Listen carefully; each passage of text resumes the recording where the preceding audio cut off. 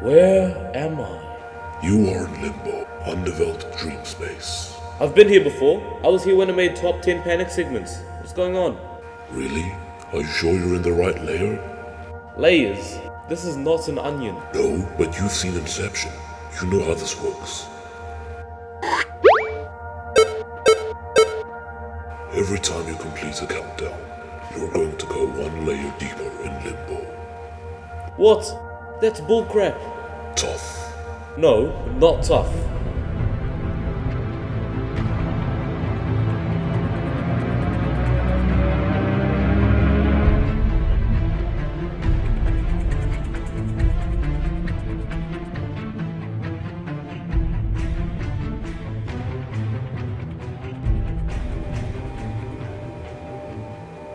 Welcome back. Damn it. Well, you have a layer to enter, don't you? No. Why do I want to get deeper into a place I don't even want to be in? That's what she said. What? You don't have any other place to be. Now go off.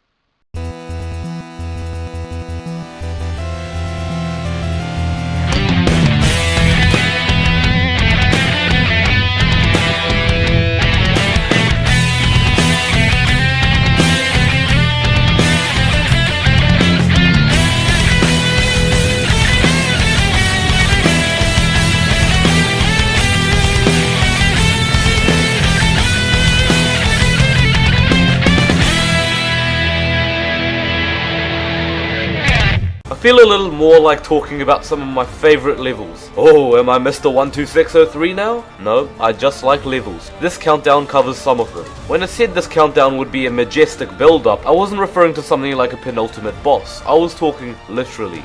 A build-up as in an actual building in a construction site, creating something majestic, like, let's say, a castle. Castles have been known for housing some of the most unique and brilliant architecture and many famous people, such as royals.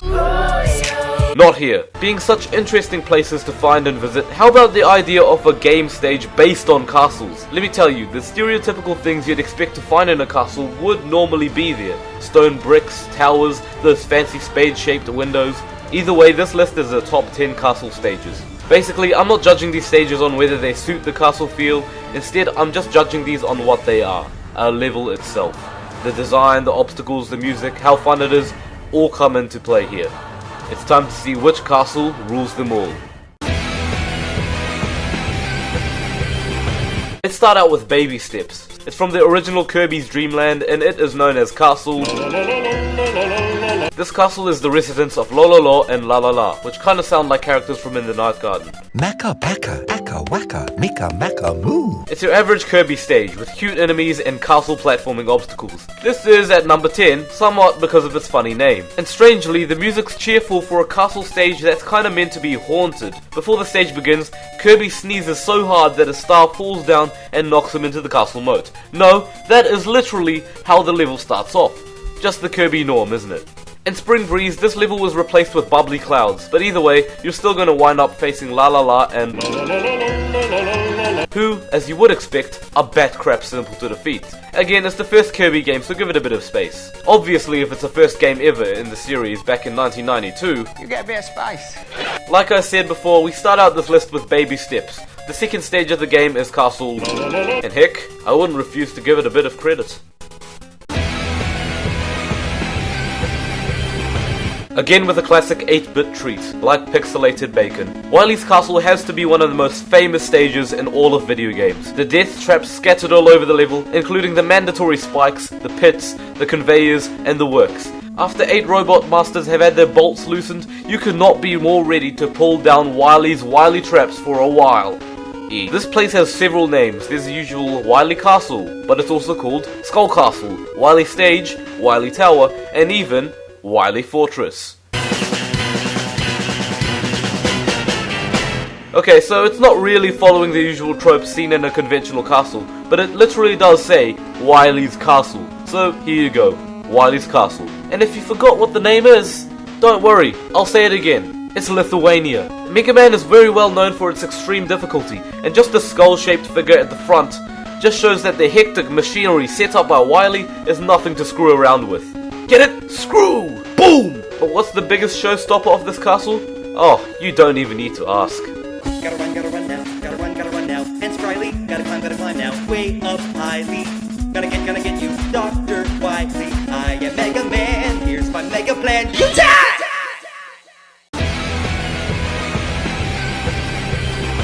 Remember when I talked about Doom? That was a very fun game. id Software had an incredible selection of classic FPS games. However, Wolfenstein 3D was really something to enjoy. Controversial because it had Hitler, but you know what? It's Hitler with a mechanical body. Deal with it, son. Hang on though, let's fly back to the very first Wolfenstein game for the Apple II, simply called Castle Wolfenstein.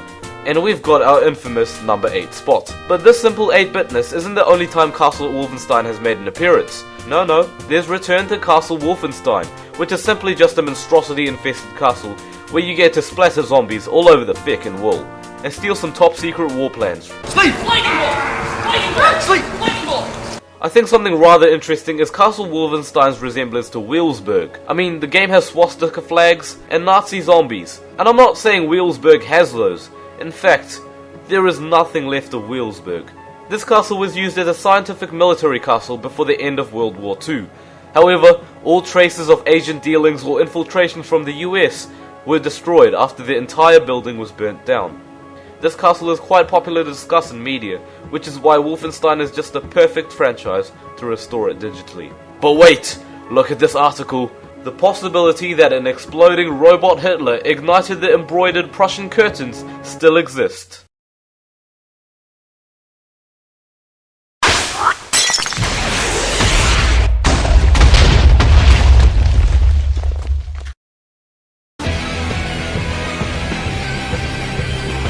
My entry in my last countdown from Shrek 2, the video game, confused a number of people, which makes sense because somehow the Potion Factory managed to sneak up to a higher than the morgue from Arkham Asylum as a panic segment. I must have been high on onions. But I'm mentioning this again. It's not going to be the new thing for me to talk about. I mean, I can't relate the Shrek 2 game to everything I talk about.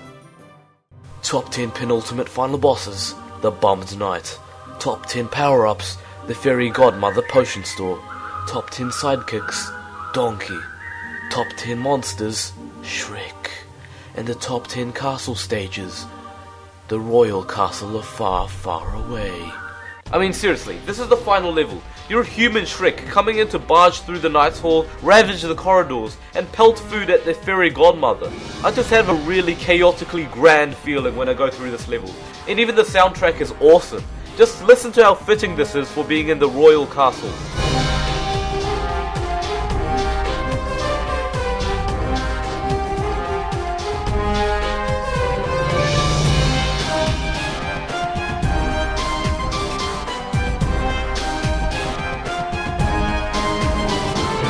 Could that be it?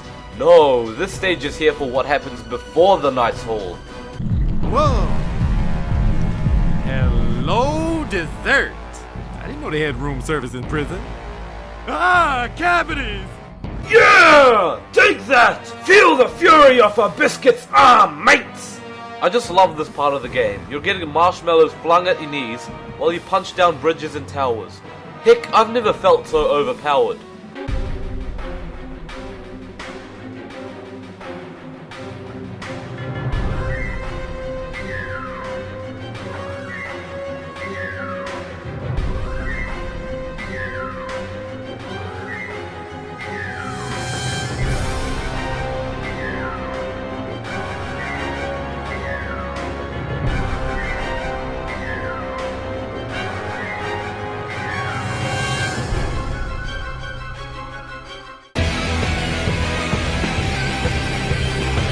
I really like the fourth Crash Bandicoot game. Wrath of Cortex might actually be my, let's say, third favorite game in the series. People complain that it's similar to the third game, but to me, I was completely fine with treading familiar ground.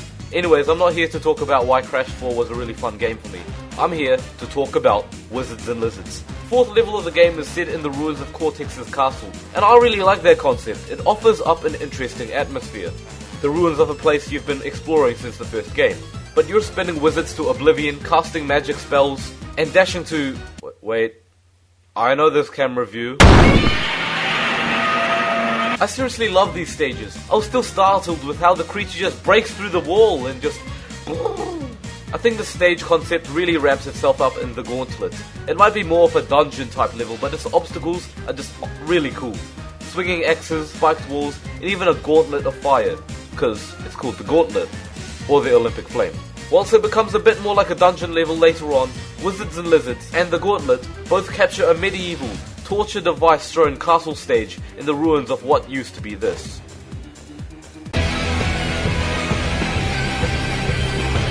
I love what Disney thought would be a brilliant idea for Epic Mickey. Reminiscent of the beautiful, pristine childhood memories like Toontown? No! They took it and melted it inside a Wicker Man. It's a small world after all. It's a small world after all.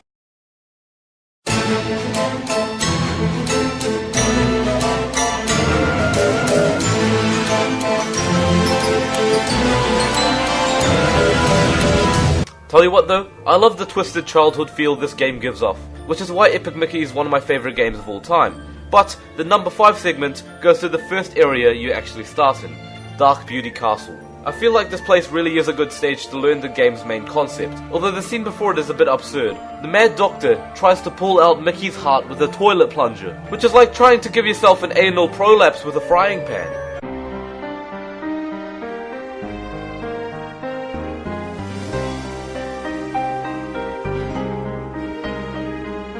Once you've figured out the basics of firing paint and paint thinner to build and destroy, you begin to feel a bit like a magical Jackson Pollock.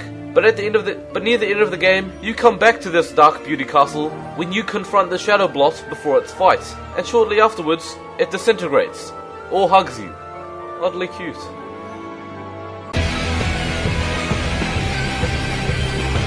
I really like sky levels. I guess you could say I think of them highly. Oh! Spyro the Dragon contains the lofty castle, which looks lovely, doesn't it? Well, guess what? This evening moonlit stronghold is the prison to many groups of fairies.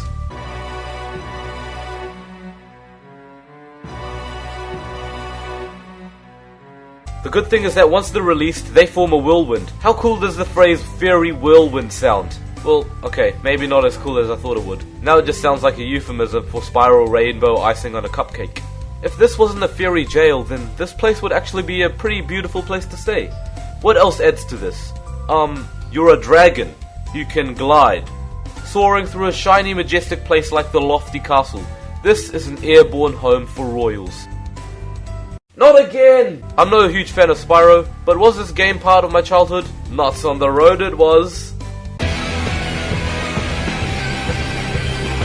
The Mario series is absolutely renowned for its final castle levels, which are the lair of the snouted snob with the shell himself, Bowser.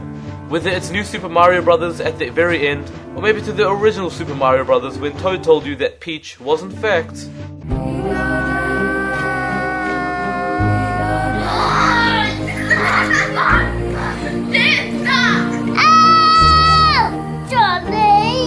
Yeah, I don't really think Toad is that bad. Tell you what, the franchise's trope of fake outs when you meet up with Peach hasn't stopped yet. Super Mario 3D Land takes this idea and ramps it up when you reach World 8, and the 2 castles at the end. They play out like your usual Bowser Castle levels, but in glorious 3D. Lava, moving platforms, it seems pretty simple, but it's actually really bloody fun. I mean, Mario is solely based on platforming mechanics, and in this castle level, you have the sinister Koopa placement of obstacles. You'd even wonder how Bowser manages to get around his castle. And even Bowser stomps down and tries to scorch the capped plumber. It makes use of this game's wonderful setup of 3D. And like the final stages of Sunshine, both of the Galaxy games, and other Mario platformers, there is tension for Bowser to catch an Italian boot to the half shell. But you get to Peach and... Psych! The princess is actually made of cardboard. That must be why she was so flat in the first one. No, I'm just kidding. Bowser flees to the next castle. Well, flies. So once you make it up to Castle 2, up comes one of the coolest looking moments in the game. You're on a lava roller coaster. Honestly, I think that's pretty epic. You get a freaking badass chase obstacle course with the King Koopa himself! That is so much Fuck! There's even part of it modeled after Donkey Kong.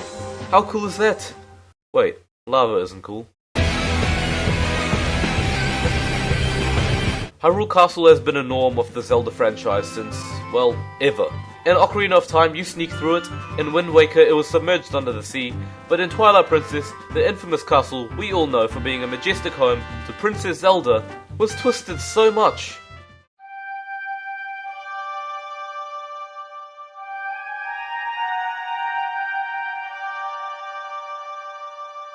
I don't know about you, but this misty, unsettling, reverberating atmosphere just wafts past your face. I get chills when I wander through the castle grounds, which previously played a vital role in the game. But after Ganondorf's spirit takes over the castle now becomes a dungeon. Not a literal dungeon. I'm talking about level-wise, a Zelda dungeon. I'm not going to go through the entire story and how relevant the castle is to the game because I'm not here to lecture you. That would be pretty boring. Instead, I'll list you the things I love about this. First off, the atmosphere. Simply put, it's far from what you saw before Ganondorf's fist slammed down on the building. Secondly, Dark Nuts. No, I'm kidding. The way that the royal corridors are reused to actually act as dungeon puzzles. How awesome is that? You light torches in the hallways, lower chandeliers to use as platforms, and cross the outside tower bridges to get to different areas of the castle. This is like going through your own house with all the doors locked and finding objects to open the different rooms, like one of those house escape games. Thirdly, the haunting music. Remixing the old Hyrule Castle theme and making it sound like it got invaded by ghoulish beings. That's mortifying, yet slick. Finally, it marks the last few stations of your journey. Link's been through a lot of shite in Twilight Princess. Some of it is awesome. I mean, you turn into a frickin' wolf, you rode a grinding, spinning top along the walls of an ancient dungeon, you see hints of Zance becoming an insane child, spazzing out on the dance floor. And now, you're seeing the main capital of Hyrule, the royal icon and what it means, exempt the Triforce, abandoned, invaded, and chaotically brought to a misty prison. As the final dungeon in the game, it truly does nudge up to your shoulder and breathe down the back of your neck. Or that might be the creepy pedo from the white van down the street, so be careful. This is one of my favorite Zelda dungeons. It captures the true essence of a home in a disastrous state, utilizes the castle rooms as clever dungeon puzzles, and overall, this is top quality.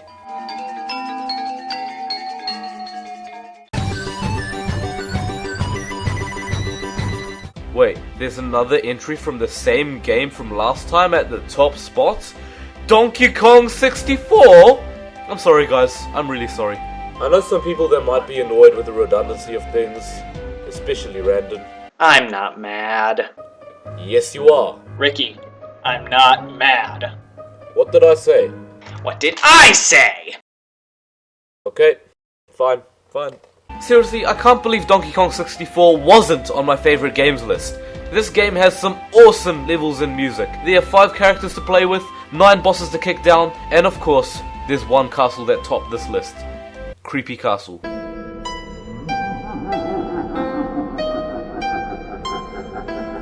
This level is the only one which has an edge you can fall off. The reason I love Creepy Castle is not just because of how spooky and dark it is, but mainly because there's so much to explore. That's the beauty of rareware platformers, to be honest. There isn't just one room in a level. It's an assorted, weaved, string labyrinth of catacombs. Speaking of catacombs, this castle has some, and they're pretty freaking disturbing. It has a chessboard, a tower, a minecart ride, a skull face, and that's only just the cream of the crop. The chessboard was pretty creepy. Those paintings on the walls stare at you, the ghastly laughs and screams from the unseen ghosts lurking in the room. Even climbing the blasted place is like a spiraling banshee boardwalk from Mario Kart. But nevertheless, I love it. You might even say it's a way of King K. Rool saying, "You've come too far upon my turf." This level is me saying, "Fuck off." And boy, does the Dark Abyss tell you that. Even the entrance to a small crypt, designed to look like a skull face, scared the hell out of me. Then you open coffins, you ride a minecart through the underground. Geez, this castle has everything unsettling and sinister. But those catacombs, I remember entering those and hearing the gloomy rendition of the stage music and walking straight the hell out again. I had to turn the volume down as a kid to get over this. I know what you're thinking, quivering pussy, but no. Creepy Castle has those lasting memories of being struck by fear, and they stay with me as I continue to replay through Donkey Kong 64.